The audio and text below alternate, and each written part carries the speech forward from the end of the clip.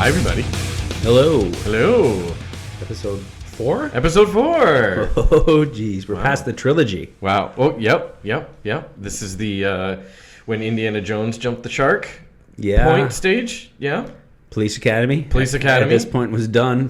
This was episode 4? That was Citizens on Patrol with, I'll give you a little information on that just so you know. David Spade, that was his first thing he ever did. Really? He was the skateboarder punk in the mall.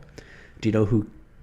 Then was filmed in Toronto. It was filmed at the Woodbine Centre, actually. Oh, wow. Do you know who they flew in to teach the boys to skate and to be the skate doubles? Tony Hawk? Of course. Who else? Wow. Yeah, so there was a lot of... Well, how old would a Tony Hawk been at the time? Well, that was probably 86, 87. I don't know. So he was probably 43 at that time? Something like that. Yeah, he's been around for a while. Tony Hawk, if you're listening, we love you, but you always looked like you were 43. That's true. Still to this day, you look like you're 43. You look great, buddy. You look great. You look great. Here we are, episode 4, Renostate Rocks, at Renostate Rocks on the Insta. RenostateRocks@gmail.com. See episode 3 for how to spell that. Renostate Rocks on Facebook. Renostate Rocks YouTube channel. Mm-hmm. Fantastic. We've already started talking about how these contests are going to work. So once you see that, we'll post a link in there, and we'll have some questions in the comment section. And first to answer is going to win something. And that's what's called a teaser. Yeah. We're not sure what that something is yet. Whatever, it'll be worth it. Just stick around. Or you'll win nothing. Who knows? You'll win nothing. No promises. No. See, as the best thing you could ever do as a real estate agent, promise nothing. Promise nothing. That works. Yeah. Hi, everybody. Again. Do I start this up? Nah, let's do it. Okay. No, we're good enough. Episode 4. If you haven't noticed, we're a little off the cuff on this one. We're going to do a get to know your host special. Woo! Shouldn't we have done this first? Yeah. Whatever. We're doing it now. We're doing it now. So this is the holiday special, the get to know your host special. We're going to ask each other questions, any topic. We're gonna pull a topic out of the hat. So we have, if you can hear right here, we actually have I think there's about 20 topics here. We have topics in a hat here, and we're literally going to pull one out of the hat, and that's going to be the topic. We have no idea the questions that each other are going to ask, but we're going to ask each other a question. So are you ready? Do you want to do this? Let's do it. Yeah. Do you want to do rules first? Rule number 1. We have rules. Rule number 1. No rules. No rules. No rules. Rule number 2. See rule number 1. Whew. Okay. I can abide. Okay, but rule number 2B, you have to answer the question. Whatever it is. Whatever it is. Okay. Fair enough. Here we go. Picking rock and roll. Oh, okay. Like actual rock and roll? Well, we are Renostate Rocks. We are Renostate Rocks. So I guess eventually we had to discuss something to do with rock. It was a matter of time. Okay. Full disclosure, my favorite genre of music is hard rock. Mm-hmm. It really is. Your favorite genre of music? Hard rock. Maybe a little glammy metal. Yeah, for sure. I'm more of the blues-based hard rock like kind of stuff, but give me the 80s all day long. Yeah. Well, there you go. I still like the early 90s as well. I mean, I was a grunge guy, so I love the Big Six. The Soundgarden, obviously Nirvana.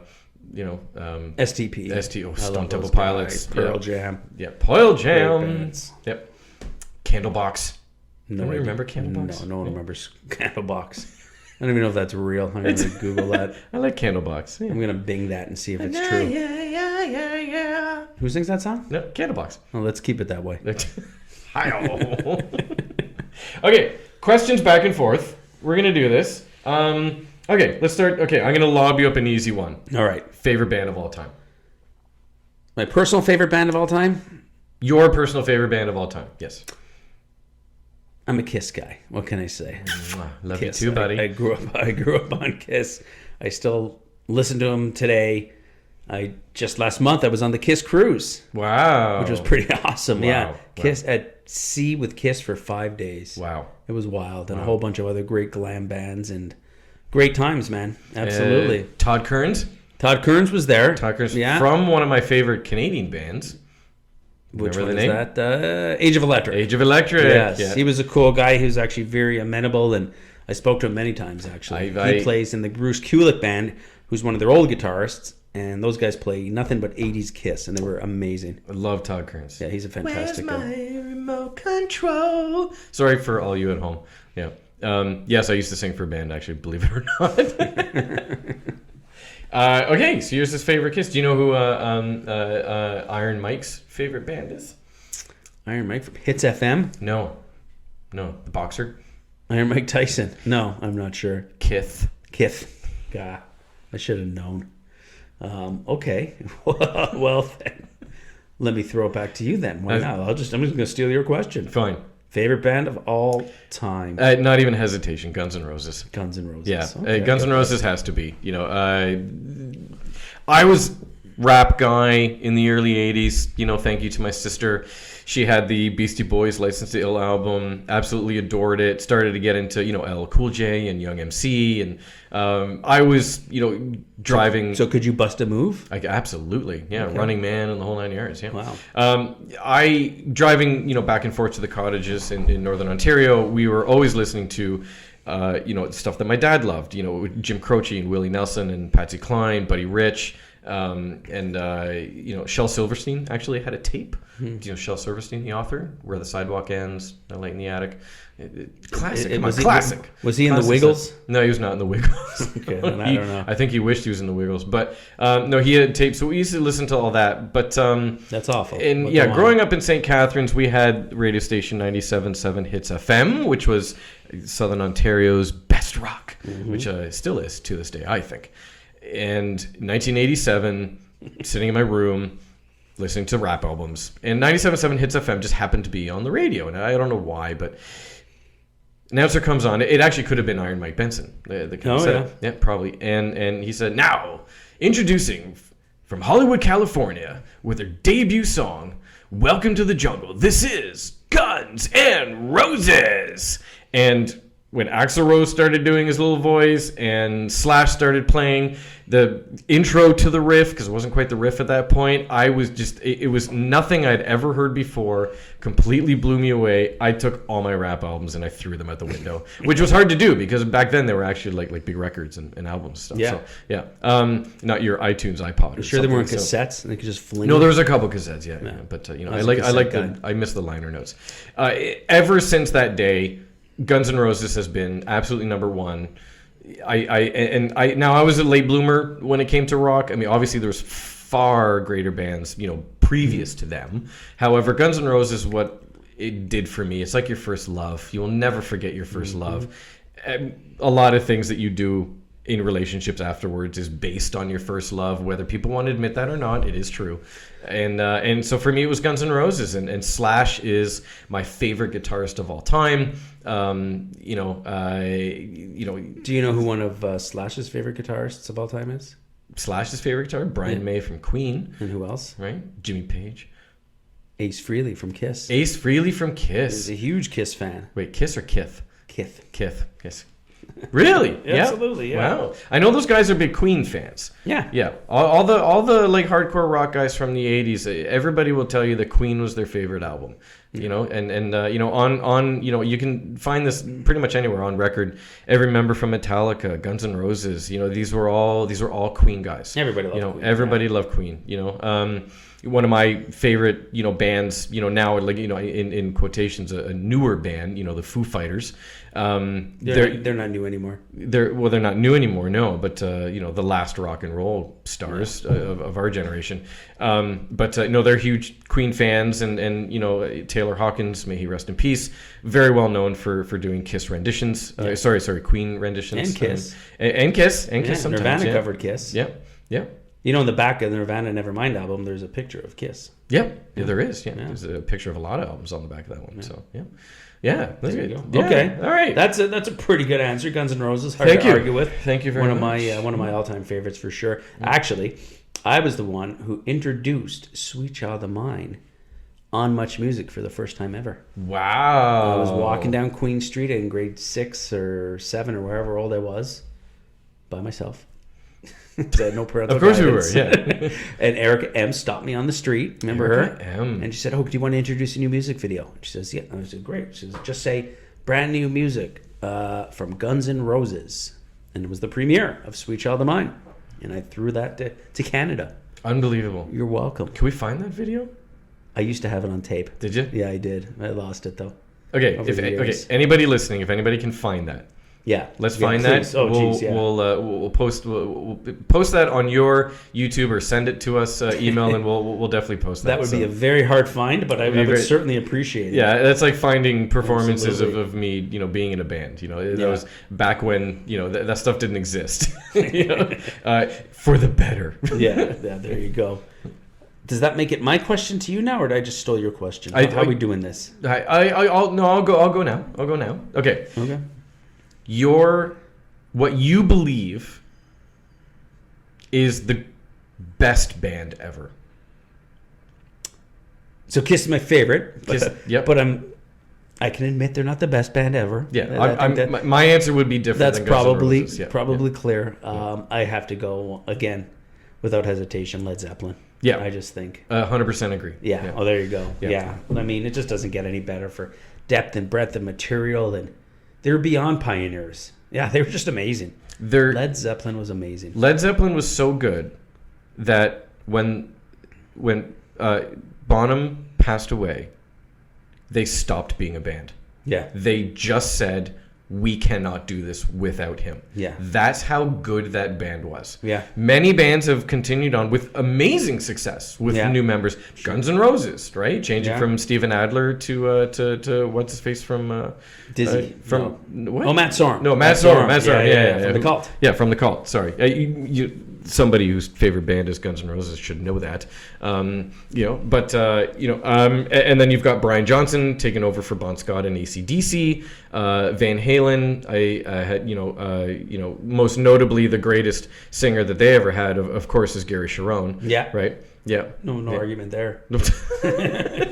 Hey, do you think the guy from Extreme is available? Of course he is. Of course he is. It's the same label. I wonder how that worked out. But yeah, no, I think I'd be curious what other people could argue over Led Zeppelin. Well, I got to tell you, there's a lot of bands. I can guarantee you that out of the 17 listeners listening to this right now, at least 16 of them are yelling, saying, the Beatles, right? Yeah. Rolling Stones, right? For sure, right? I mean, don't get me wrong. The Wayne Gretzky's of the rock and roll is the Beatles. I mean, there's no question about that. I love the Beatles. Don't be wrong.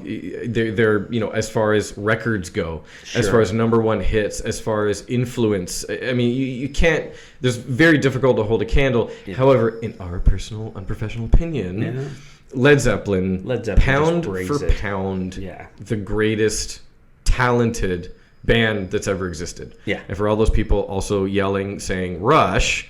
Sure, Rush was a good band. Rush was incredible. Rush as well. is always what's referred to as the musicians' band. Yep. That musicians love, Absolutely. which is the same for Led Zeppelin. Now, do musicians say, "Wow, Paul McCartney on bass, amazing"?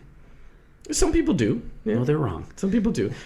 Paul McCartney also the Beatles broke down all the doors and inspired more people to pick up guitars and music than anyone. There's absolutely. No question. Yeah.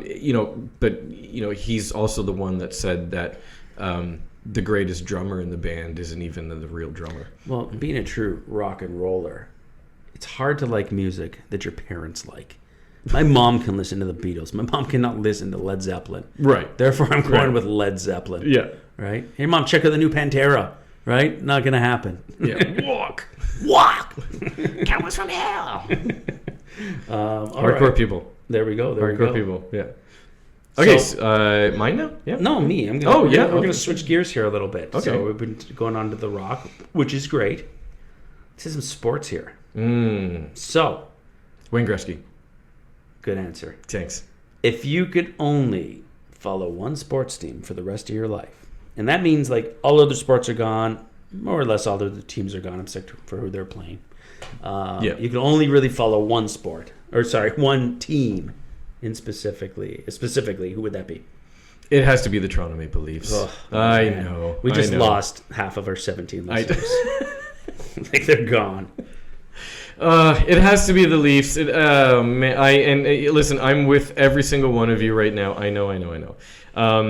One day they'll make it out of the first round. That would be amazing. Well, yeah. So, okay, date we're recording this. This is December 2022. So, Yeah. whenever you're listening to this now, let's hope that maybe you're listening to this in the summer of 2023, and they just won the Stanley Cup. Yeah, that would be that great. could be, sure. that would be amazing. I've only been hearing this since 1967. Yeah. This year's the year. Do you want to hear a story? Pass. Okay, fine. No, I'm going to tell you anyway. Okay, least relatable story. My grandfather, my mother's side, so my mother's father, was a developer and builder in Toronto and in Southern Ontario, actually. And then one of his largest projects was Regent Park and Regent Towers. And I think it was the 50s. I think the 50s or the early 60s. Listen, you can, for those of you at home, you can look this up. Go into Google and type in, it was a Maclean's magazine article, and I believe it was called "The Biggest Little Man in Real Estate," like something like that. But type up like Maclean's "The Biggest Little Man," and you'll find it. That was the name of the article. That is my grandfather. This is a true story. You can do this now. Was he of small stature? Yeah, he was of small stature, yeah. But his ego could not fit through this building. Yeah, that was my grandfather. Loved him to death. May he rest in peace. So he put in application to purchase the Toronto Maple Leafs, and the reason that it was not approved, this is the rumor, was because that he wanted to change the name to the Regency Rockets. He did not want to own the Leafs because he wanted to own the Leafs. He wanted to own the Leafs as a marketing strategy. How could they have said no to to that? sell houses. The Regency Rockets. The Regency Rockets, and you'll actually see in the article about the back and forth that the owners at the time had. Did he have was there a mock-up of a jersey for the Regency Rockets? That's a really good question. I probably would have seen that by now if that did exist. You would think so. But I think we should. I think you should make one. I think I should make one. Yeah, I think we should make one. So that's ever since that the Toronto Maple Leafs have been the family team. We always have thought of that as a family team because of that, and it's I'm a diehard Leafs fan. Right, so sure, used to have the tattoo on my right shoulder. So sucker for punishment. Yeah. Used to. I had a big another tattoo put over top of it. So, but, as you should. when they win the Stanley Cup, I'll have it put back again. So, okay. Yeah. All right. It'll be too brittle for a tattoo by then. All right. Okay. Back to you. Yeah. Any sports team ever across all sports. Any team. It's too easy for me. It would be the Buffalo Bills. Buffalo Bills. I am a certified member of the Bills Mafia. Yeah, you also like to go right. Go what? Hey, knock it off. No wide right jokes here. None of that. I did suffer through 4 straight Super Bowl losses. I remember them all well. Yes, they should have won the first one. But sorry. Yeah, it's... I didn't mean to Norwood your comment there. I actually have a Norwood jersey that I found at a Valley Village once. I had to buy it. Really? It ended up in Valley Village. Who has a Norwood jersey? You? Yeah. I've been watching the Buffalo Bills since... If I say 1983, it's not a stretch. So they're my team. Yeah. For better or for worse, been through a lot. It's funny because all these southern, Ontario teams have just been like, it's just been a horrible place to be a sports fan, geographically speaking. We were just discussing this too. It's all tied together though. Yeah. Right. It is. When we're all down, we're all down. Well, but the when funny we're all thing, up, we're all up. Right? And I love the Blue Jays. The Blue Jays would be my number 2. If I was allowed to, that would be the Blue Jays.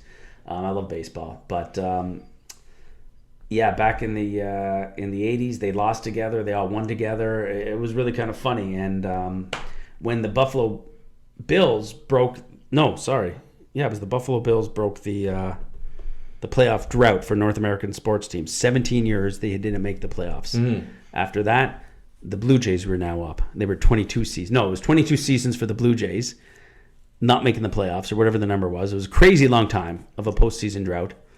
They made the playoffs finally. Then the Buffalo Bills owned the record for 17 years at that point. Well, the Blue Jays were ever since they won the World Series. They did not. They won in 92, 93, 94 to 2015. They did not make the playoffs. Since then. Okay. Yeah.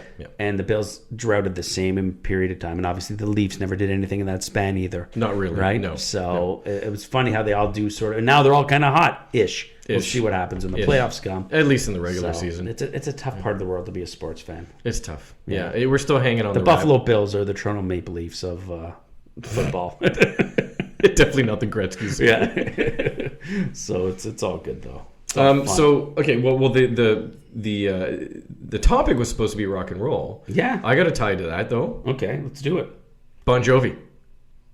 Ugh. Bon Jovi and the Buffalo Bills. No. I just tied this back to rock and roll. There you go. Well, any self-respecting radio station in Buffalo will refuse to play Bon Jovi because John Bon Jovi was part of the group that wanted to move the Buffalo Bills to Toronto. Yep. Which, as a Torontonian and a Buffalo Bills fan, I am dead set against. There's nothing like going to the games in Buffalo. The Bills need to stay in Buffalo. So John Bon Jovi is persona non grata in Buffalo, and I will change the station, even if it's living on a prayer. I don't care. I'm not listening. That's how diehard I am. Wow. Are you willing to disown a whole band for your Maple Leafs? No. Oh, there you go. No, I'm more passionate about music than I am about sports. Yeah, but it's Bon Jovi. Yeah. If I go the rest of my life without hearing Runaway, I'll be fine. Yep. So we're 20 minutes into this podcast, so we're at the Bon Jovi stage.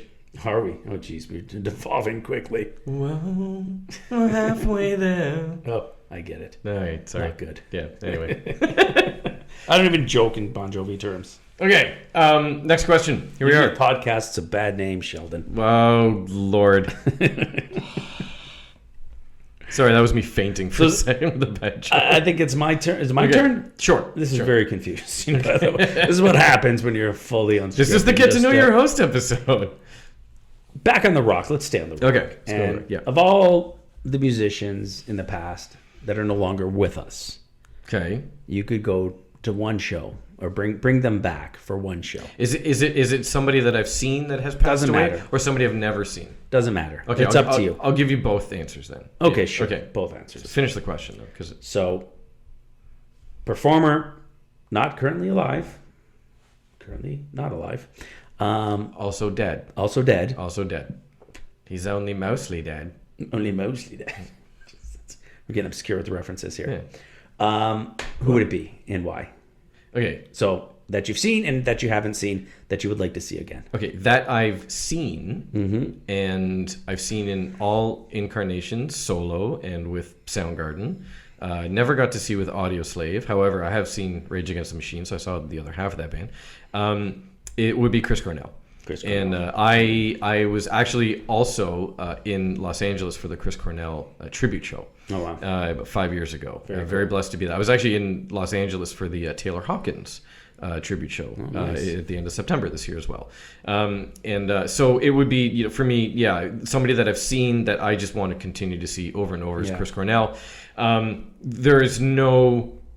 like aside from like members of Led Zeppelin, I mean, just I don't believe that there was somebody that had a voice like that.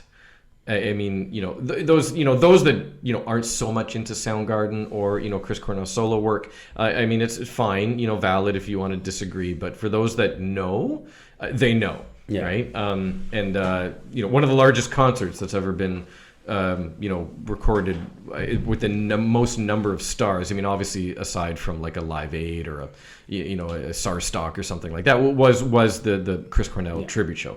Like the who's who of the industry was there. I mean, that's how influential this person was.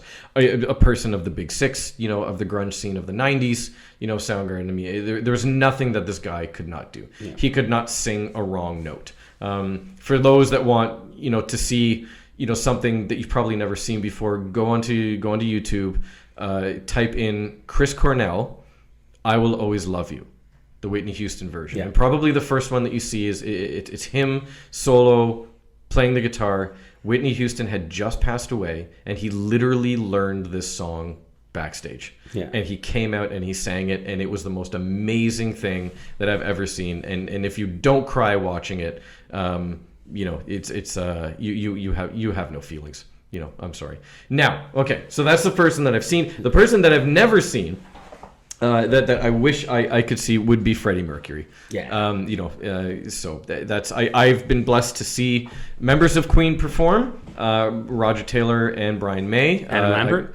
Pardon? Adam Lambert? No, I didn't get to see with Adam. I saw them at the Taylor Hawkins tribute show. Oh, there you go. In Los Angeles. So, just incredible. But Freddie Mercury, for me, my favorite vocalist and my favorite frontman of all time. There you go. Yeah, absolutely.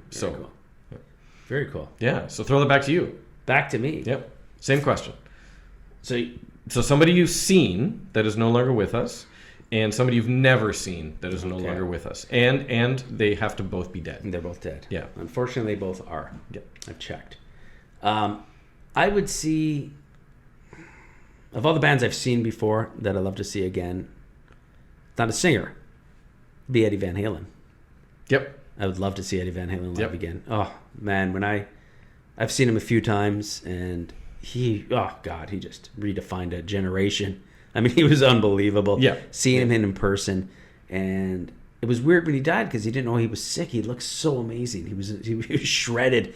He sounded as good as ever. Well, he knew he was sick, but yeah.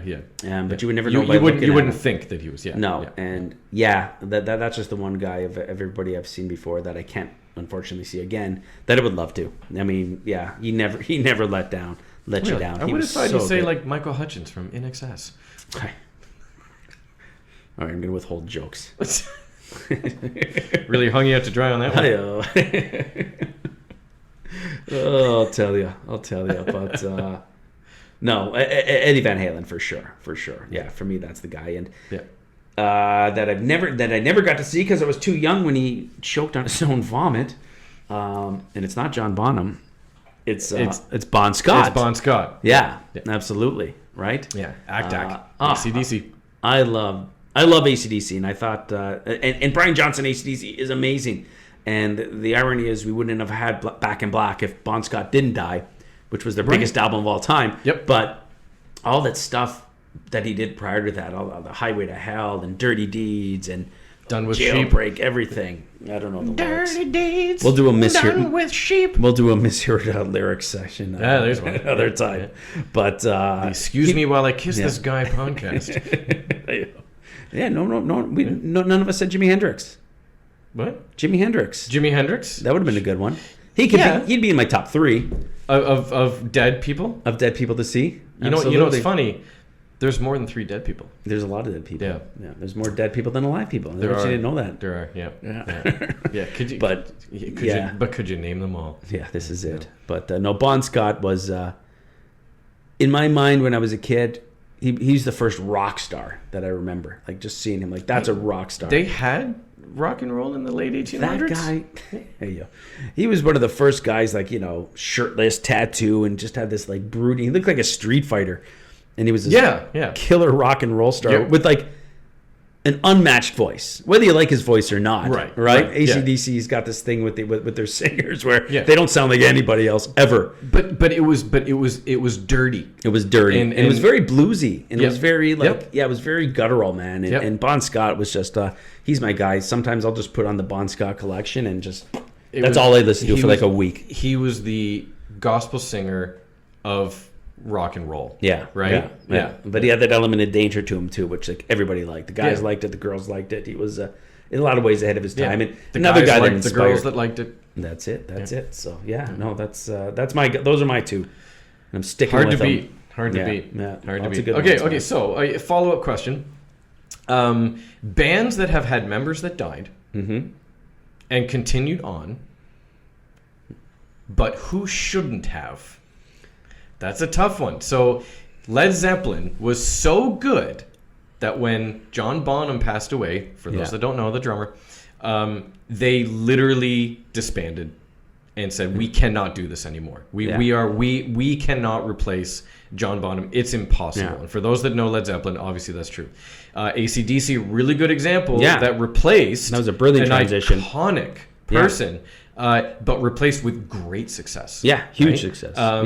Would we go with Van Bon Halen? Scott never even really saw the success that AC/DC went on to have. Never really did. It was just on that cusp, right? But Van Halen, had Diamond Dave, and then Sammy Hagar. He's still alive, just so you know. He's still alive. I know, but okay. People that have been replaced, not dead, not dead.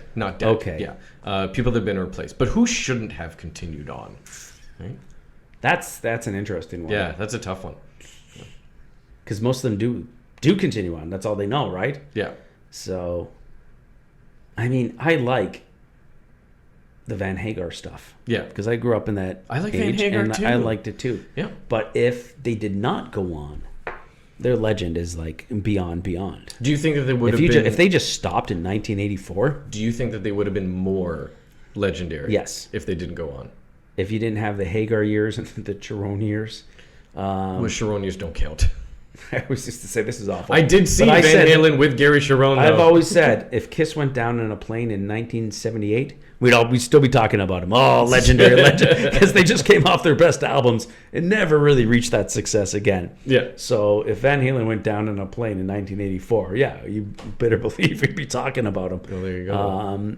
But that's also a harder question because not many people have done that, though. Right? I mean, how many bands have just continued, like AC/DC, seamlessly, and in a lot of ways created even better stuff moving forward? Yeah. I can't say that Van Hagar produced better stuff, but they produced some solid stuff that I actually really do like. So there's also a great divide with Van Halen, right? Yeah. The majority of AC/DC fans like both. Both, right? Yeah, and they play both. Very few Van Halen fans like both. Yeah. Right? People are either a Diamond Day fan or they're a Sammy Hagar fan. I'm gonna have my closest answer, just because it's off the top of our heads, does have to be that Van Halen and Van Hagar. Yeah, okay. I think they're almost like two separate bands altogether. The sound is different, everything's different. Also, I'll say Queen too. Queen without Freddie Mercury is just not Queen. It's not. Yeah. It's not Queen. I'll throw it back to you. Yeah, who do you think should have carried on? That shouldn't have. Would you count Queen though? Not because they never. Well, they took a monster gap. Yeah, they never really replaced the singer though, right? No. Adam Lambert came in. Well, they brought in what's his name, Rogers. Yeah, but there was no. But that's true. But that was a tribute. Changed my mind. It just came to me. Journey without Steve Perry. Okay, fine. Done.